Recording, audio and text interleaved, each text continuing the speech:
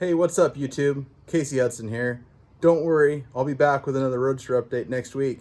I'm gonna actually do a really cool video on how to install a Brookville deck lid. I've had a couple of people ask me about that, and I'm gonna go through the process. Not sure how easy it's gonna be, so stay tuned.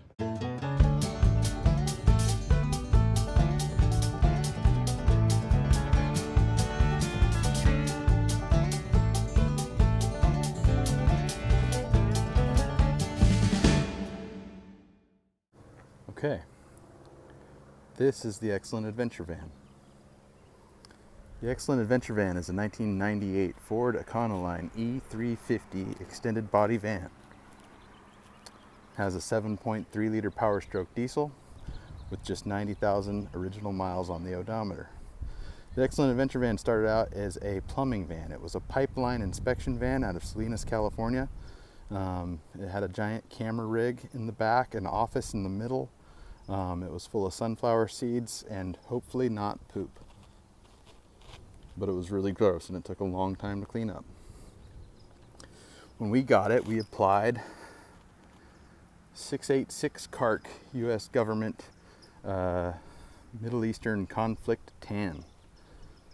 We also did a U-joint off-road 6-inch four-wheel drive conversion. The U-joint off-road conversion kit features 2000 to 2004 Ford F250 and F350 Dana 60 front axle. Pairs well with the van's original Dana 60 full floating rear axle. Recommended tire size on their 6-inch kit is 35 by 1250. Gives it a nice aggressive look. The tires we went with on the Excellent Adventure Van are Toyo Mud Terrain 35 1250 17s on American Racing Baja wheels. Warren locking hubs. The U-joint kit is really cool. Features Fox 2.0 shocks. Uses the stock F350 sway bar, but it has Heim joints. It's completely adjustable. Uses the stock F350 steering components with a custom high steer setup, so it is very predictable on the road, very steady. Believe it or not, the van actually handles better now than it did when it was stock. Feels more stable. It's pretty impressive stuff. The front bumper, since I always get asked about the front bumper, is also a U-joint off-road piece. It's their FB001 bumper. Houses a Warren Xeon 12S synthetic cable winch.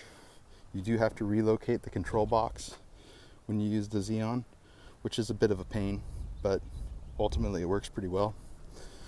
Got Warren's Epic winch hook on there with their smooth fair lead, pair of KC daylighters, which kind of complete the retro look.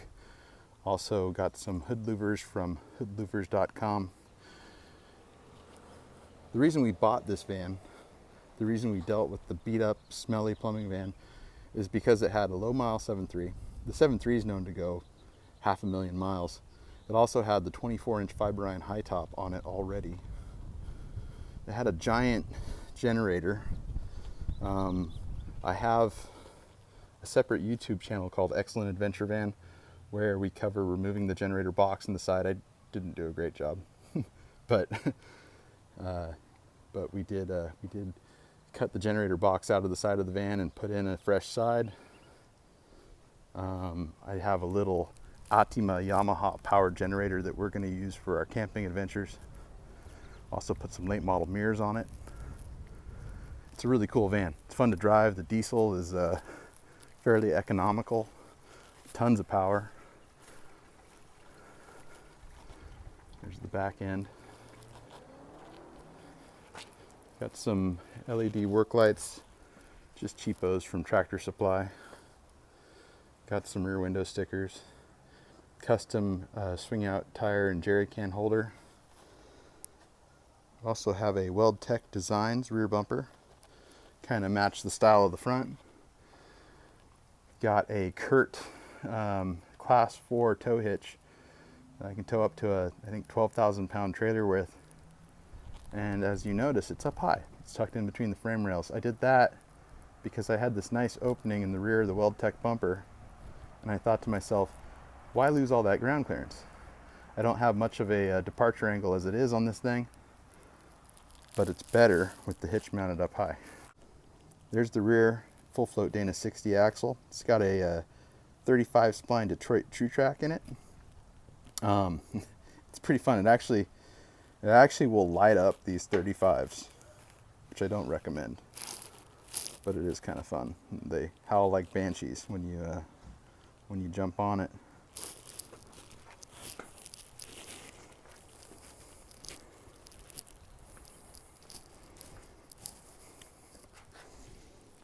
Dutchman chrome moly 35 spline axles are necessary when you put a 35 spline center in a stock full float Dana 60 housing. All of the factory e-brake assembly remains intact. U-joint uses Atlas springs made in the USA. They're a nice piece. All new hangers. Everything in the suspension is brand new. Another thing that's great about this U-joint kit, a lot of van conversions, they mount the shackles up front, and that makes the handling more unpredictable. U-joint puts the shackle at the rear. It's a nice setup. As you notice, I don't have a front drive shaft yet. The last part of the conversion is I have to rebuild the stock transmission, and I have to add tail housing and tail shaft from a four-wheel drive unit, and then I can hook up my transfer case. So I still have to do that. I'm in poser mode right now. There's also a track bar in the front end. I mean, this thing, it handles better than stock. I know that probably seems unbelievable, but it really is true. So that's it. That's the Excellent Adventure Van. Let me show you the inside. Oh, look, free candy. The inside of the Excellent Adventure Van is totally a blank canvas. One of the upgrades we did were seats out of a 2014, I believe, Honda Odyssey. These are second row seats. They're installed on original Sportsmobile seat swivels, which is really nice because they'll both turn around and face the rear. Being a cargo van, the Excellent Adventure Van just had bare steel door panels. So one of the first things I did is I went and I found a club wagon at Pick and Pull, and I got the OEM plastic interior panels, color matched them to the front. But the club wagon also had pop-out windows.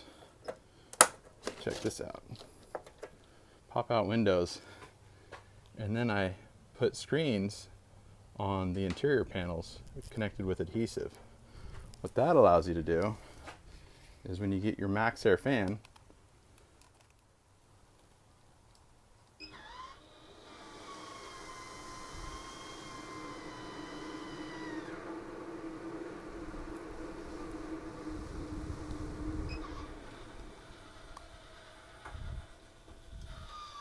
so when your pop-out windows are open in the rear and your Max Air fan is on, it actually gets a lot of air moving throughout the cabin. Screens keep the bugs out. The lack of windows keep you somewhat stealth. Plans include putting a curtain that goes all the way around the front from the driver's side door, across the windshield, and back to the passenger door. Blackout curtain so that nobody can see inside the van, and nobody can tell that you're camping inside. Gonna do a 3/4 inch plywood hardwood floor with denim insulation underneath. It's not ideal, but I want to keep the height to a minimum. That'll still be strong enough for me to attach furniture to. A raised bed platform in the back with storage underneath, and that's really all we have planned so far.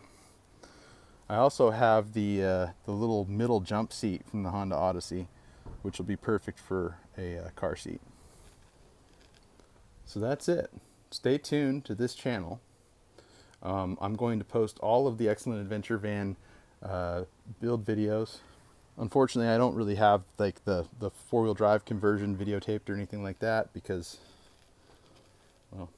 I'm solo, and it would have taken me twice as long to do the job if I videotaped it all. But I have some interesting like Super Duty axle rebuild videos and the patch panel install video for the side. Those might be of interest. I'll show you guys the engine as well.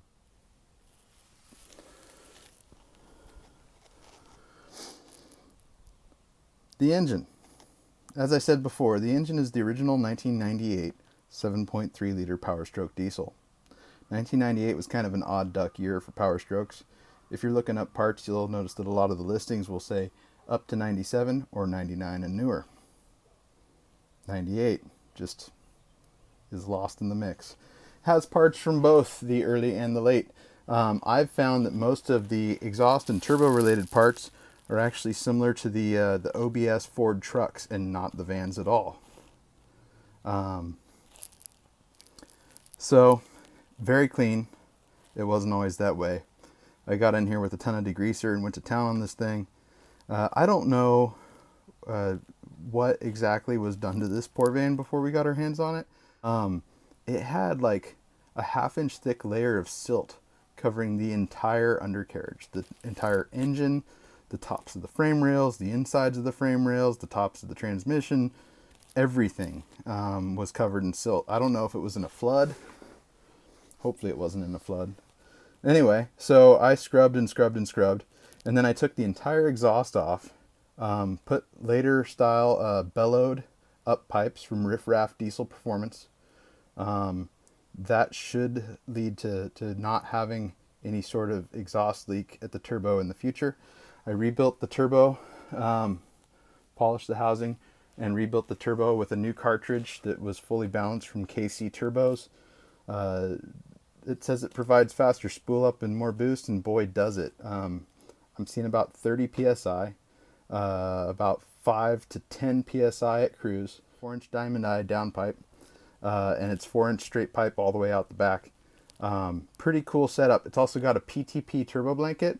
The transmission doghouse used to get so hot before I put this PTP turbo blanket on there now, and now the inside of the van stays nice and cool.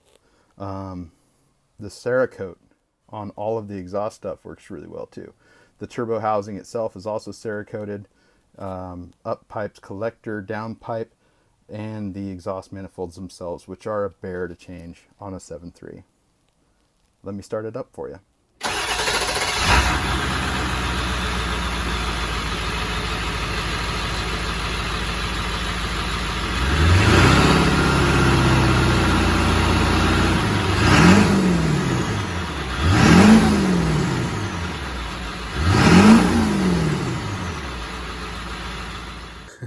So the more keen-eyed among you probably noticed that that wasn't the same van that you just saw.